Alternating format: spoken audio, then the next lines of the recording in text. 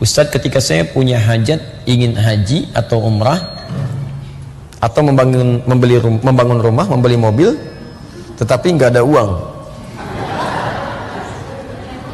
terus masalahnya apa? Ya, apakah amal soleh boleh diniatkan untuk hajat tersebut? Masya Allah. Contoh, setiap Jumat saya bersedekah supaya hajat saya segera terwujud. Mohon penjelasan. Ini biasa, memang tipikal di antara sifat manusia itu ingin beramal dengan mendapatkan kompensasi. Ada, wajar itu, nggak apa-apa, itu sesuai fitrahnya. Itu ada di Quran surah ke-3 Ali Imran ayat 133. Posisi paling kanan sebelah atas. Wasari'u ila maghfiratin min rabbikum wa jannatin arduha as-samawati wal ardu u'iddat lil muttaqin.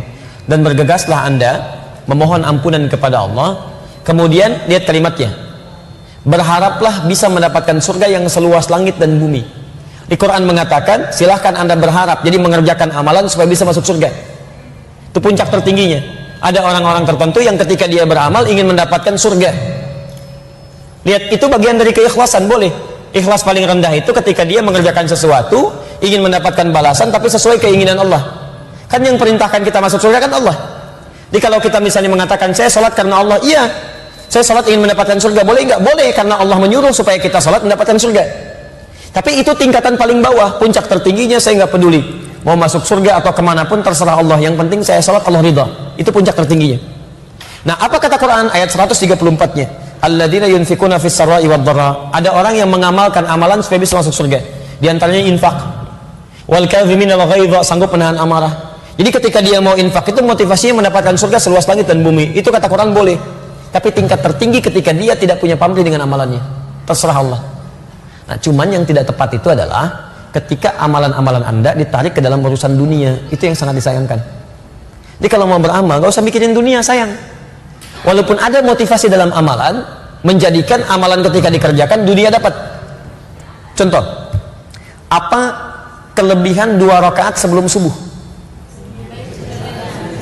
Lebih baik daripada dunia dan seisinya. Pertanyaannya tahu dari mana? Baik, hadis Muslim atau hadis 224. Lihat, rak'atal fajri khairum minad dunya wa ma fiha. 2 rakaat sebelum subuh itu lebih baik daripada dunia dan seisinya. Lebih daripada dunia dan seisinya. Jadi kalau Anda bisa mengerjakan 2 rakaat itu, Anda mendapatkan lebih daripada dunia dan seisinya. Lebih daripada dunia dan seisinya. Ada yang menafsirkan itu pahala yang tidak bisa ditandingi oleh dunia dan seisinya. Ada yang menafsirkan bahwa keadaan kita itu dijadikan memiliki sesuatu lebih daripada dunia dan seisinya. Maksudnya apa? Maksudnya hidup dia tidak akan diperbudak oleh urusan dunia, tapi dunia jadikan kecil sesuai dengan hajat kebutuhannya. Dia nggak memandang dunia itu besar, tidak. Ya, orang yang memandang dunia itu besar itu menunjukkan ada nafsu yang besar dalam dirinya, sehingga setiap yang dilihat diinginkan. Ahli 2 rakaat sebelum subuh itu dia memandang dunia kecil. Saya nggak butuh. Yang saya butuhkannya yang saya ambil. Misal, saya butuh pakaian untuk sholat. Ketika dia butuh pakaian untuk sekedar sholat, maka dia hanya akan membeli pakaian untuk sholatnya. Yang lain walaupun banyak modelnya, itu kecil bagi saya nggak butuh. Cuman ingin, capek. Dia butuh minum. Apa fungsi minum? Menghilangkan haus. Yang penting air putih. Kan fungsinya menghilangkan haus. Ketika dia merasa apa yang dia butuhkan itu dia kerjakan, maka dia akan dicukupkan oleh Allah kepada yang dibutuhkan saja. Yang lainnya kecil. Tidak dianggap penting. Jadi orang seperti ini hidupnya nggak capek. Yang penting ada air putih, selesai. Apa fungsi makanan? Yang penting ada makanan. Jadi malam-malam nasi ada, kebuli aja, nasi goreng ada, masya Allah. Nggak enak pengen nasi goreng kebun sirih, masya Allah. Bayangkan jam 12 kebun sirih, Pak. Jam 12 udah berangkat, macet-macet luar biasa. Sampai sana tutup. Jadi saran saya, misal ada janji banyak di Al-Quran, misal mohon maaf ya, orang-orang yang infak itu, yang sedekah itu diberikan balasan minimal 700 kali lipat, ada 10 kali lipat. Tapi ketika Anda akan infak, Anda nggak usah mikirkan balasan, infak aja dulu. Karena pemberian Allah itu tidak harus langsung berupa balasan dalam bentuk yang Anda pikirkan. Misal ada orang perhitungan gini, kalau saya berikan 5.000, saya dapat 50.000. 50.000 pemberian Allah itu belum tentu dalam bentuk uang.